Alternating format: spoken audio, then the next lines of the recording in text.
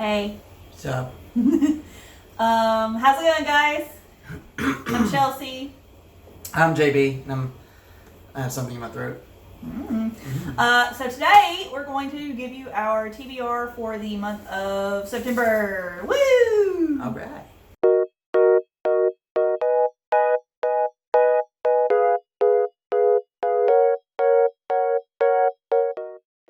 So I guess I'll start since I have a few more. I may or may not get to these. This is kind of how TBRs work. You know me. I pick like a shiz ton of books and then I might read all of them. I might read 2 of them. I might just go off the rails and pick something you've never seen before. But this is my idea for what I want to read, and let's just hope and pray I stick to it. Currently, I am already reading The Wicked Deep. This is by Shay Earnshaw.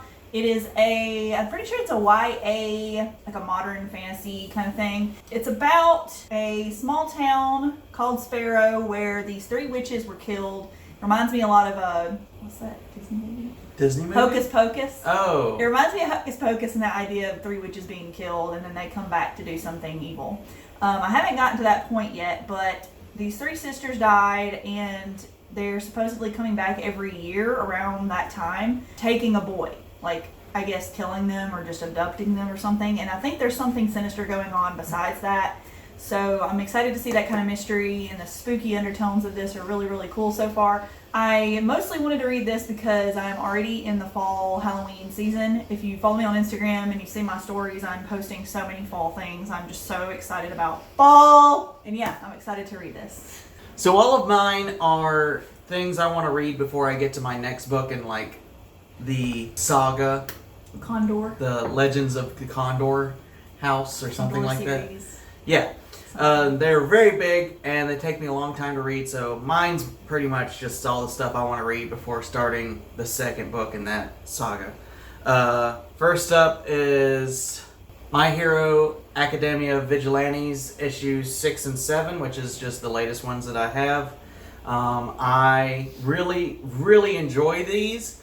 I love My Hero Academia, but I think I like Vigilantes. I don't know. I don't want to say I like it better, but it's definitely on par. Like, it's really good, and I like the fact that the protagonist is a little older, college age. Anime, a lot of times it centers around a really young protagonist, which makes sense, but it's kind of cool to see one that's, a little older, and I'm a little closer to that time of my life. Yeah. I haven't been out of college that long. It's kind of cool to... It's a little more gritty and adult. Yeah. There's some things in the series that I don't think would fly in the original show. Just kind of risque. Not like overtly sexual or anything like that, but just like the threats that the bad guys make are a little more like, oh God, no, don't do that. If you like My Hero Academia, I recommend Vigilantes. It's also not as black and white. Like in the original show, it's just pretty much just like the heroes are awesome, the villains are awful. It's just good versus bad. It's black and white. The Stain art kind of goes against that, but this delves a lot deeper into that idea of not everything is black and white, and the sociology, the problems in having a culture where the people that you are hiring to save you or whatever is based off of a popularity contest and not necessarily of how good or bad or where their morals stand or anything like that. Yeah, so I like it. Would recommend. The next thing I want to read is this manga. It's called Waiting for Spring. It is by Anashin. I've never heard of this mangaka or this series until fairly recently. It is printed by Kodansha Comics, and it's thicker than a normal manga, which is nice because I feel like I'm getting more than what I paid for. And I don't know how I'll feel about this. I'm a little apprehensive to even guess at how I'll feel because it's got basketball as like a main focus. I did play basketball when I was younger, but I'm not a huge fan of sports manga. So far, I've tried different anime, I've tried manga. I just can't get into it for some reason. But I'm hoping that's not like the huge focus of this. I'm hoping it's more of a romance because it sounds that way, or like a love triangle kind of situation. I know a lot of people really like this. It is recommended by several manga booktubers, and I'm just really excited to check it out. I have the first light novel that I've ever owned. called Can't Fear Your Own World, which is based in the Bleach universe. And I'm really excited because, it's just, I didn't know that Bleach had an expanded universe, and there's a few light novels out there. I'm really excited to get and read and learn a little bit more. Like, I just, it's one of the shows I grew up with, and I have a lot of attachment to it, even though a lot of people hate it. I like it. I think it's great. It has its audience. Yeah, it has a fan base. A huge fan base. But anyways, I really like it, and I'm excited to get more into this. I've never read a light novel. The closest I came was when I was younger in high school. I would read the Halo novels. I don't know if those are considered light novels. No, I don't think so. I don't know what the classification of a light novel is exactly. Yeah, me neither. But I will say that I read the Halos, and I read a few of the Assassin's Creed novels based off of the games. So I don't know if this is going to be similar to that or how that's going to work. But yeah, I'm excited for it. It's very new, and I think it's just the first one of many that are going to get translated. Yeah, I think. Definitely. All right, the next thing I'm going to read is Bleach. It is the third omnibus that has volumes 7, 8, and 9. I am glad that I think the Don Kanoji mess is over, and I think we're actually getting to the Soul Society in this one at the very beginning where Rukia is taken and all that. In the last volume she was taken, and so I'm pretty sure we're just, you've got, I'm going to get his name. I don't know his name. Byakuya. Byakuya! Oh my god. You got Byakuya on the front here, and it's interesting, some of the differences between the anime and the manga. I definitely prefer the manga. The anime is not terrible, but I think I just don't like the style of it. I feel like it was rushed, honestly, just the way that it was made. I wish they'd redo the whole thing, but maybe in 20 years when I'm like a million years old, they'll do it. But it's really good. I recommend it. I think that a lot of people really don't give this series a shot because of the anime, maybe. There's a lot of really ridiculous filler, and I am a fan of filler, but there is a limit, in my opinion, of silliness. And the manga doesn't really mess around. Like, if there is filler, it has a point, and there are certain things they left out that I find interesting. I think I like Ichigo 10 times more in the manga than I did in the show. And I just think it's the one you should check out if you're just trying to decide between the manga and the anime. Yeah, right now, just as a retort, Chelsea and I are watching through the anime right now, and right now we're on the bounce, and it's just the worst. It's the worst. What were you thinking? It's bad. Why is the bound art a thing? I hate it. Okay. Next up for me is Spawn Dark Horror, which is a one-off of the Spawn comics.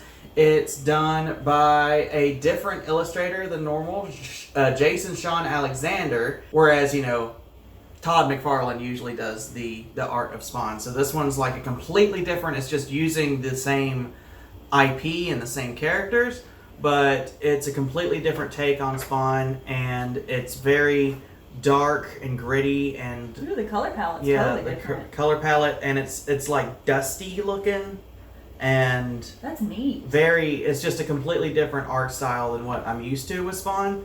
And it's not anything that I have to get really invested in because it's just a one-off. So it's something good for me to read between these big fantasy books in this saga. So that's exciting. Yeah, I'm excited to get into this one. All right, and next I'm gonna try.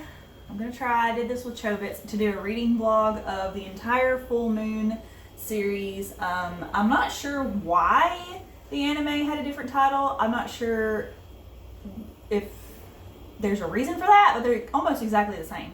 The manga is better though because it does not shy away from talking about the tough subjects that are in the series, like suicide. Like, this is hugely suicide centric, even though it's adorable, cute art. And the anime, they kind of shied away from that, I guess, to keep it a certain rating for kids. But this series is very dark, but gorgeous and beautiful. The love interest for our main character here, I don't know her name. Oh my god. Byakuya. Mitsuki. Mitsuki is our main character here, who has cancer in her throat, and she's going to die if she doesn't get surgery. And so her biggest fear is losing her voice because she wants to be a famous singer. So she makes a deal with the Shinigami, which in this world are adorable, cute characters who have committed suicide, but they don't tell you that in anime. But in this, it's very clear that these are people who have killed themselves. It doesn't tell you why until way later, but they grant her a wish that she can become a 16-year-old or 18-year-old, whatever the age is that you have to be a famous singer. And she tries out, she wins, blah, blah, blah. Not really a big spoiler there. And lots of good and bad and sad, horrible, heartbreaking, but amazingly beautiful things happen. And I don't remember everything. So that's why I want to reread this. I'm sure I'll still love it because I cried my eyes out watching the show and reading this. But it has one of the most, at least in my memory, I'm going to reread it and experience it again, but the most heartfelt love stories I've ever read in a series in my life. Like, I want more people to read this. It's a little bit older. I'm not sure if it's still in print or anything, but I recommend it. I can't wait to reread this. It's going to tear me apart in the blog. I'm going to be crying. I know it. And the Festival of Dionysus back in Greece, they used to they would, have a bunch of plays, get drunk on wine, have orgies, like they would, stuff. yeah, they would have a good time, right? So Dionysus was the god of wine and fun, or like celebration, good stuff. So they would just have a big party, and they would watch all these plays, and there were two different types of plays. There were tragedies and there were comedies. And the tragedies, there were more of them, but they were held to such a higher regard because the Greeks believed that by watching a tragedy, you're expelling the sadness from yourself, or you're learning values about life through these other characters, and you're kind of living vicariously through them. Even though it's a sad story, it's like you're gaining something. I've heard that works with horror too. Maybe that's why I like sad stuff and horror, because it just releases those negative feelings. Maybe. I don't know. But that's just a little history lesson. You're talking about reading sad stuff.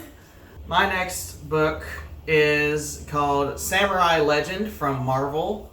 It's another comic, and it's got mature content, so I don't know what that means. But I'm excited about this. I love samurai stuff. I'm playing through Ghost of Tsushima right now. I'm really close to beating it. I love samurai stuff. I'm a radio personality. I talk on the radio. My moniker is Samurai Clyde. So samurai stuff. I'm just all about it. I'm here for it. Oh, and in my last video, I did link his channel, but I never mentioned it. I hope you guys will check him out. He does martial arts. He is an instructor at his own studio, Best Academy Martial Arts, and he also makes martial art content on YouTube, and he's growing very quickly, like quicker than I am. Yeah, I try to make it fun. It's not just all just sitting here talking. It's really fun. It's comedy as well. I think that a lot of people would benefit from just watching his content, even if you're not into martial arts. Samurai, don't really know much about it at all. I just saw it on the shelf at McKay's, and I was like, I want it, so I got it. So yeah. McKay's is like our favorite used bookstore. Oh, I'm sorry. Yeah, I scared my cat. Poor Hermie. Hermie, come in. Come in. Oh my goodness. This is our son. I know you've met him before, but here he is again. He's a baby. Oh my goodness. Okay. He lets us hold him like a child. The last thing on my TBR, and this is one I'm really, really wanting to get to, I think, after the Wicked Deep, because I'm just in the mood for teen horror. And you guys know I really, really love the Fear Street series, Goosebumps, all of that good stuff. It's something that is just super nostalgic for me and holds a special place in my heart. I think that if I were to sum my channel up into my favorite genres, because everybody has their genres they cover on BookTube, I think mine would be teen horror or thriller, and manga,